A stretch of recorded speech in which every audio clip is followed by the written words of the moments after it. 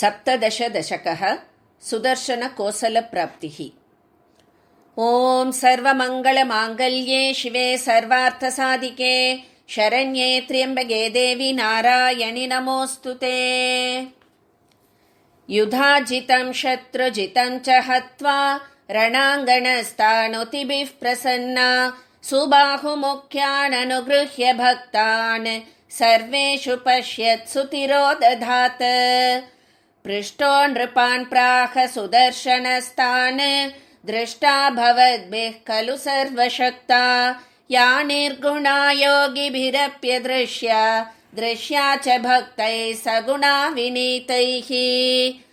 या राजसीदं सृजतीव शक्तिः या सात्विकी पालयतीव विश्वं या तामसी संहरतीव सर्वं सद्वस्तु सैवान्यदसत्समस्तम्।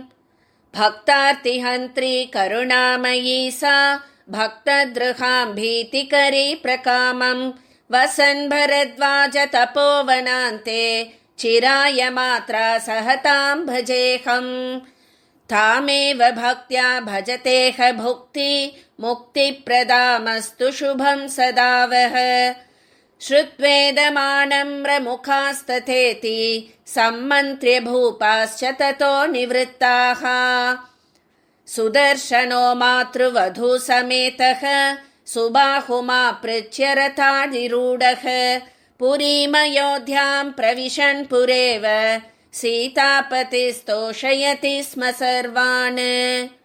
लीलावतीं प्राप्य विमातरञ्च नत्वा विषण्णां हतपुत्रतातां सदुग्धिभिः कर्मगतिः प्रबोध्य ससान्त्वयामास महेशि भक्तः।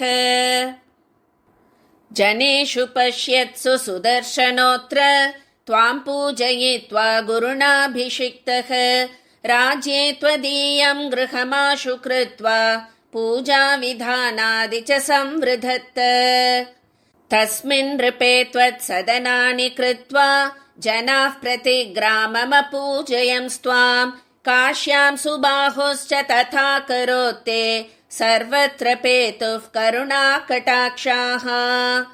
न कर्मणा न प्रजया धनेन न योगसाङ्ख्यादिविचिन्तया च न च व्रतेनापि सुखानुभूतिः भक्त्यैव मर्त्य सुखमेति मातः।